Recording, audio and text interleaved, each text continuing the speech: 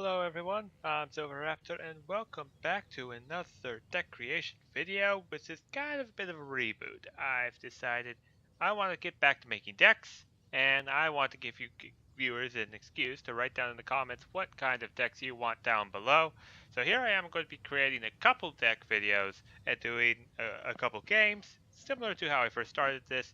It's going to be the US deck and a Soviet deck. Now, I do already have a deck of each, of a generalized deck of those, and the reason why I am going to be creating one, or recreating another deck for each of them, is that the US and the Soviets have a lot of military equipment to create a huge amount of diversity for their armies, so I am quite comfortable of being able to pick a lot of different stuff to give it a different generalized theme and flavor, basically versatility, different from the last deck enough, but we're still going to have like some units where they're just so good you have to overlap and such. You'll see what I mean when we get into it, but basically this would be the second general US deck that I will be creating right here.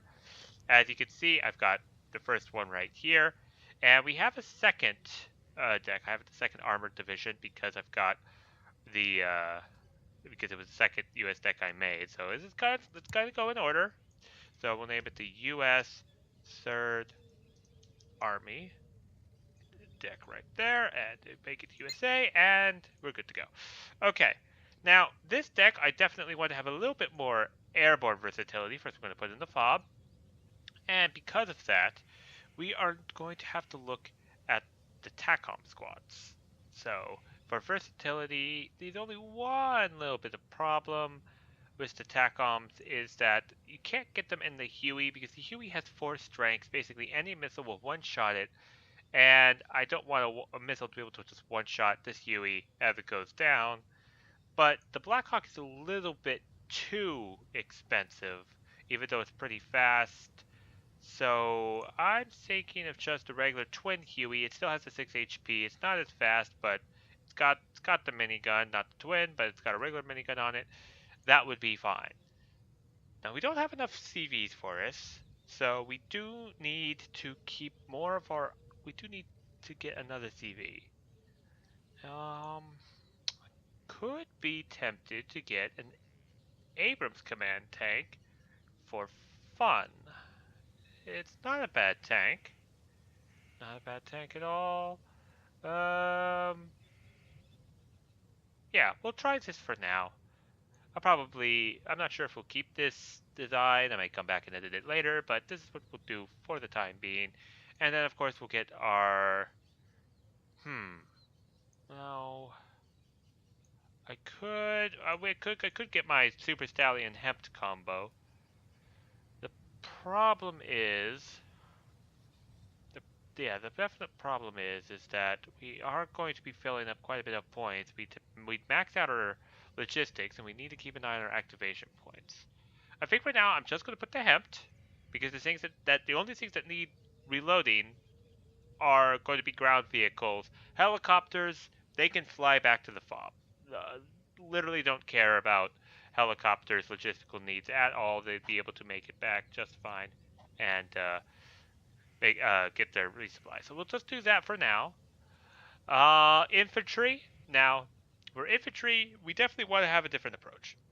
In my other US deck, it was all ground all the time. We had Delta Force and Humvees and Bradley tanks with riflemen in them. But we're going to mix it up a bit. We're going to have airborne troops and some ground troops. And the airborne troops, especially going to be at the beginning, they're going to go and try to secure vital areas until the ground forces can catch up and supply reinforcements. So, the first thing we need is some way of zoning the area, and that's why I am going to be looking at the Light Rifleman 90s. Now, these guys could come into the Blackhawk or the Twin Huey. The Blackhawk would make them pretty expensive, 45 points, but the Blackhawks are fast, and we do kind of need them to get there fast. Let me look at another group of infantry that we're going to be getting in air. We are not going to have any riflemen in this deck. Riflemen aren't that good. The only thing they're good is that they come in the Bradley. but they're for the price they aren't as efficient as some of the other nations' infantry. U.S. Marines and U.S. Marine 90s. I'm going to look at the Prague. The Prague is 270 kilometers an hour. They can also come at twin Hueys, but that would use up a lot of our twin Huey rounds. So we could get. So how fast? Okay, how fast was the Black Hawk? 300. 300. 300. We kind of do need the light riflemen. Okay, against all rights and judgments, I am going to get some light riflemen, and I'm going to get them hardened. And the reason why is that I did have a deck similar like this where before all my nations got wiped in the U.S. deck. And the thing is that I never actually went through these guys. I only had the few at the start, but I never got any more throughout the game. And because I don't really get these guys very well, because they are basically like U.S. riflemen. The difference is they got the Super Dragon, which is a long ATGM. Yes, this is not the best. It's not like the Gornostroki that the Soviets have. They aren't going to be able to take out tanks, but they will be able to take out light armored APCs. Basically, keep enemy infantry away from the buildings long enough so that we can reinforce it with better infantry, such as those uh, Marines. Now, we are going to get some Marines and Progs, or some people call it the Frog as well, but we are going to get that. And I do need to figure out the difference between Marines and Marines 90s. Now, each have their own benefits. The U.S. Marines, they don't have the best ATGM or RPG weapon. They do have 20 rounds per minute. The Marines 90 also have 20 rounds per minute, slightly longer range, better accuracy, AP power. The U.S. Marines 90s have a better light machine gun, the Mini-Me. It has about 600 rounds per minute to the U.S. Marines Colt LMG. So 5 points, we are getting our money's worth with the U.S. Marine 90s. This is a bit of a difficult decision in terms of cutting down on points. We could.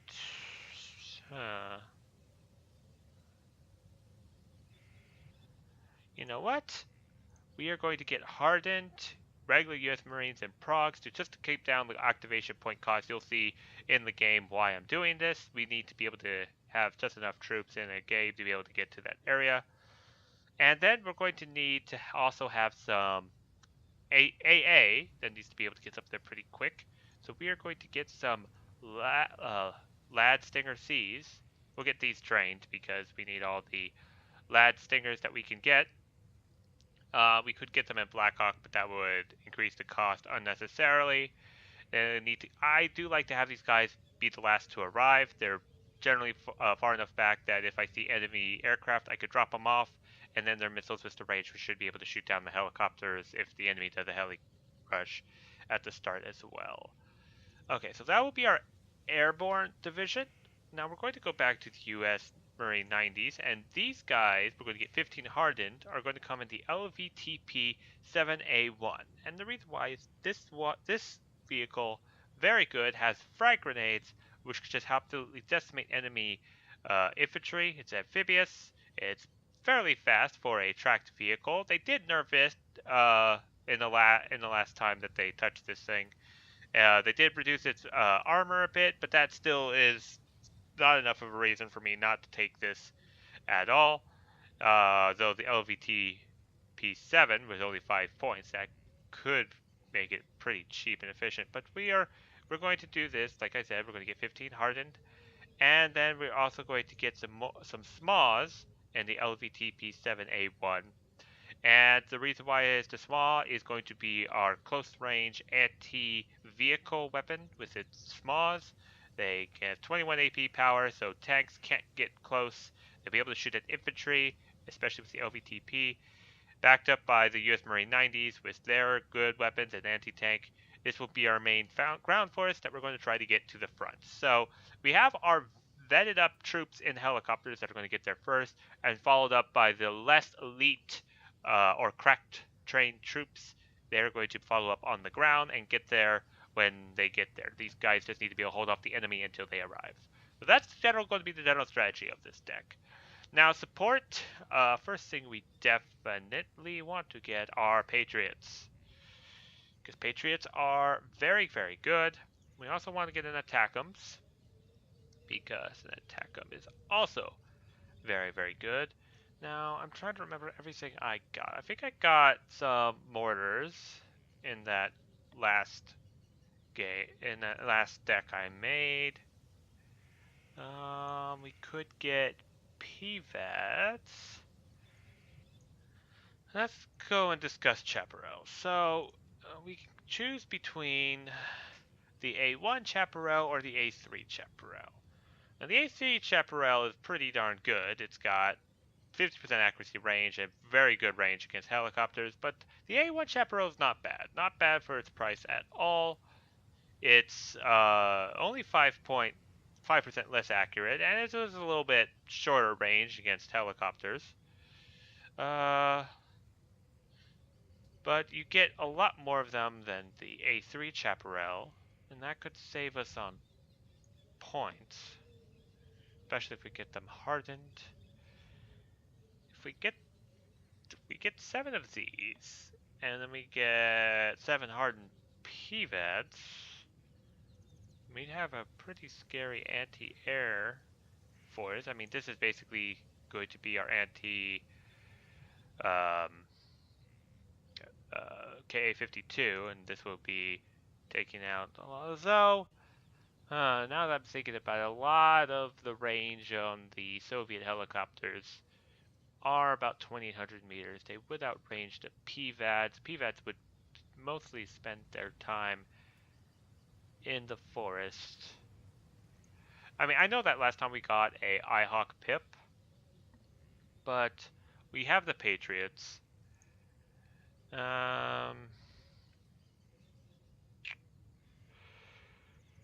Maybe we'll just get 2 stacks of hardened chaparrals. And as for, do we get more of the mortars, or do we mix it up? We could get these big artillery. We could get the paladin. These have too wide dispersion. This could give us the smoke. I haven't really tried out the paladin very much, except in like support decks. Ooh, 5 rounds per minute.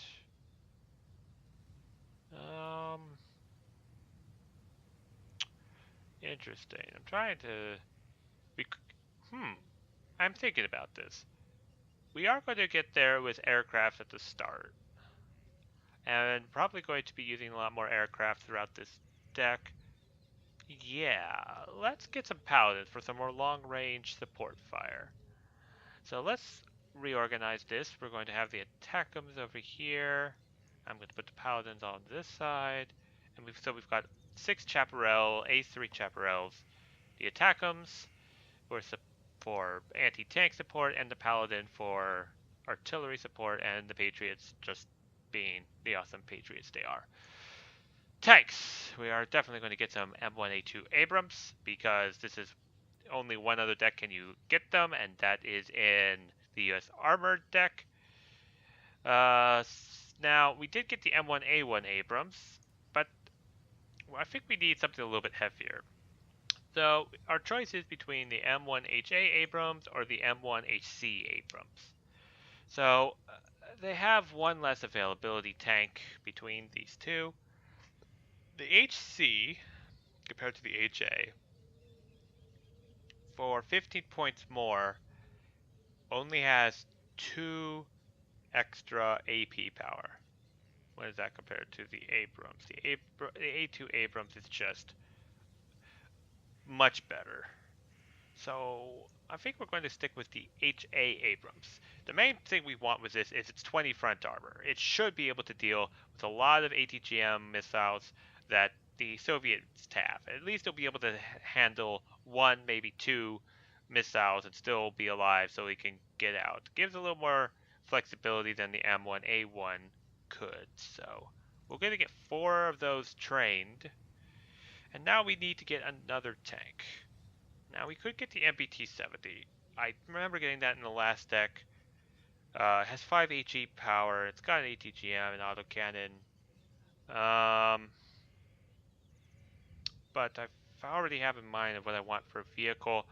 How about we get 11 trained M1 IP Abrams? These things have 17 front armor compared to the M1A1. The M1A1 for basically 25 points more. Or is that 25? 35. Sorry. 35 points more. Has the same front armor. It's basically just got a longer range, higher AP power gun. But and only 4 AP power more, and is a little bit longer range. And the M1 IP Abram actually has more shells, so I think we're actually, going to get with the M1 IP Abram. This will be our medium tank, which is basically going to absorb a lot of hits.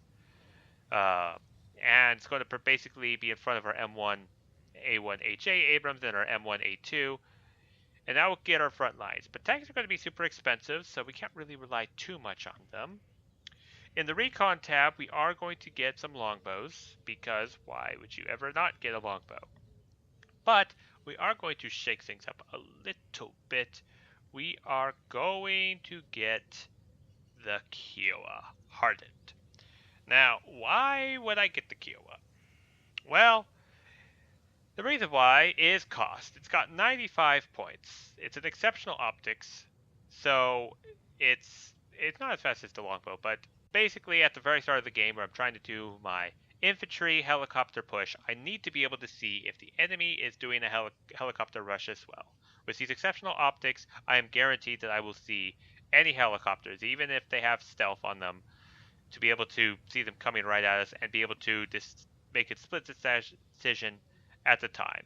In addition, if there aren't any enemy helicopters, if there's a land-based push, but they have a heavy tank in the mix, with these Hellfires, I will be able to provide some heavy AP power to be able to take out the heavy tanks, which would allow free up the time for the light riflemen to shoot at the lighter vehicles. And then this Kiowa would have done its job with the recon, and they'd be able to fall back. So that is my goal. That is my plan. Now, let's go and compare Navy SEALs and Rangers. I did say I do like the Navy SEALs due to the fact that they have very high accuracy with their guns, their frontline fighting, recon units, especially with the grenade launchers to basically chew up any infantry. That is pretty good. Now the Rangers, I haven't noticed this, but they did buff the Rangers a bit.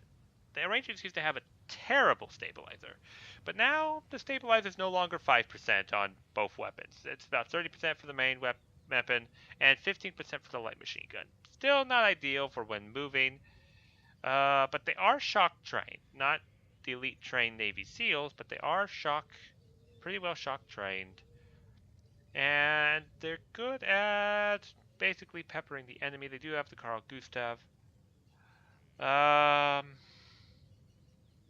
opposed to whatever these are. The Cavalry Scouts. Cavalry Scouts, even though they can come with the Super Dragon, they are kind of a bit of a letdown. I will be honest there. I wouldn't get them unless it was a Seam deck. So, we could get 4. I see.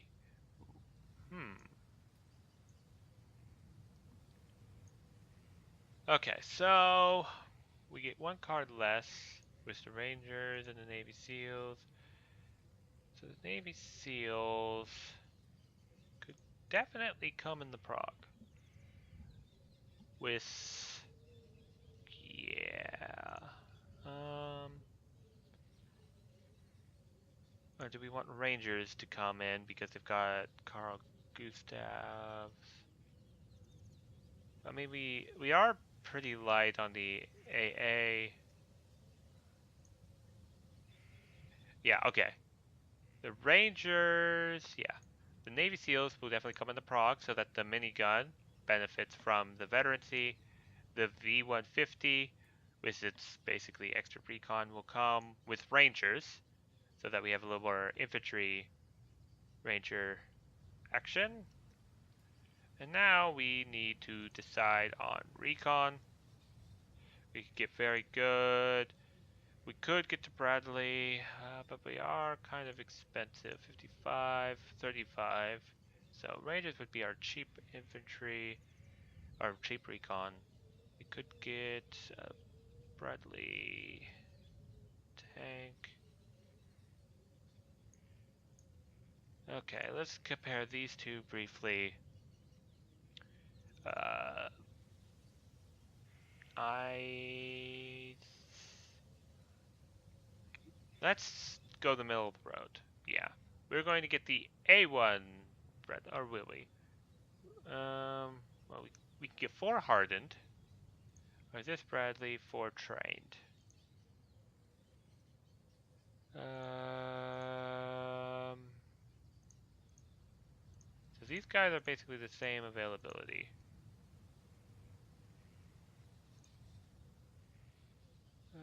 Huh. You know what? Yeah, we'll get 4 hardened. It'll be better, but they won't be the huge expense because we're already going to be spending quite a bit on recon in terms of price. We want to go middle of the rounds. We have a neutral option. I'm just, actually, I guess it's a good organization skills. Yeah, yeah, it's expensive. 55, 35, and 60. All right, yeah, I feel good about that. Now, vehicles. We're basically going to ignore a lot of these vehicles, except maybe the CEV. We'll definitely want to get that. We can get 13 trained. We get 70% accuracy, even with train. That's not going to miss, especially with HE, 8 HE power. Okay, helicopters. Definitely need the DAPs. Oh my goodness, the DAPs. So we're going to need some DAPs and some Super Cobras. DAPs are going to be in the initial assault to be able to shoot down any enemy AA. Super Cobra, which should be able to stop any seed. We're also going to get some Apaches to go along with that. And we could get some Cobras. But I think we want to save on activation points for now, because we are going to be, that would cost 3. So let's go into the aircraft. Aircraft. We need to decide what kind of aircraft we want. I'm looking at them cluster munitions. I think we want some Hornets for some anti-tank ability. Phantom 2s because they've got napalm. We definitely want to take things up, to shake things up a bit. We could get one F-15D. It gives us more activation points for this. We could get rookie F-15s. I know we got the F-16 last time. Or do we want a seed plane? Do we want the Prowler? Hang on. Let me compare the Prowler to the Raven. Where if I can find the Raven. Oh, Raven! There you are. The Raven has longer range, but less AP power. I think we will get the Prowler, and I did notice that a lot of these things do have weapons on them. It's going to be very multi-role, minus the Prowler. We have 2 more activation points that we could choose.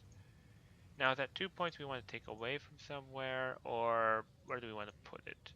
We could throw it into the tanks.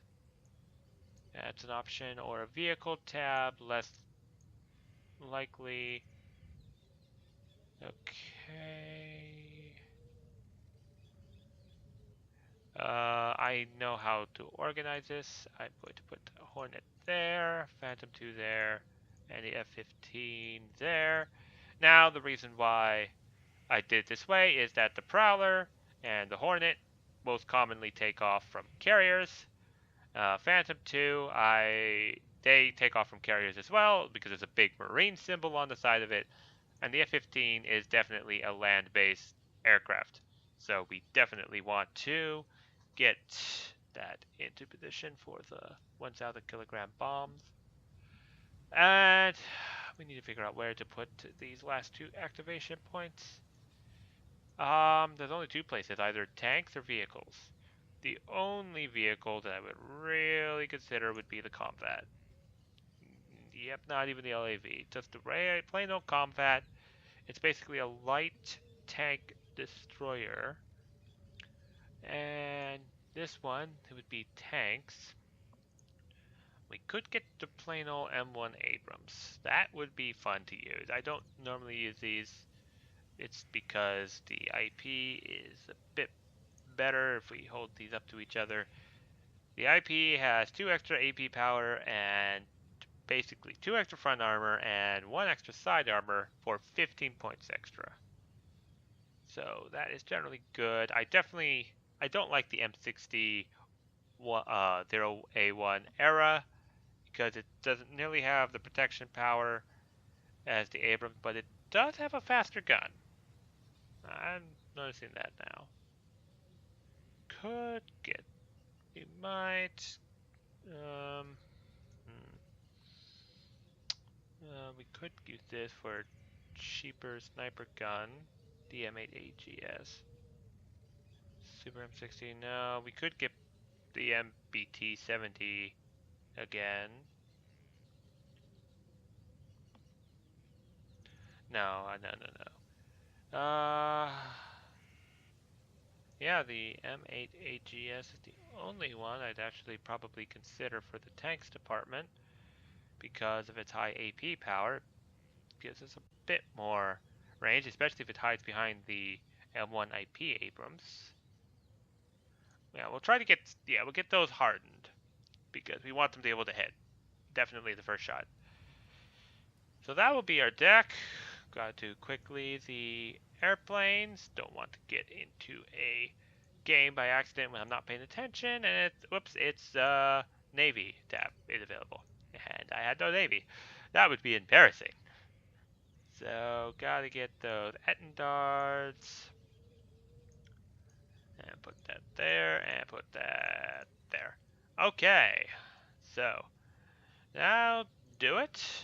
This will be our second general deck. Going to be a bit different. We're definitely going to be trying to get to the front line first and provide a lot more long range support. But yeah, I'll definitely have fun playing with this deck. Please do like, comment, and subscribe down below if you enjoyed this, and make sure you do comment as well on any kind of deck, theme, or generalized, or any kind of nation or alliance you want me to make in the future Wargame, and I will get around to doing that. So thank you so much for watching, and I'll catch you all in the next video.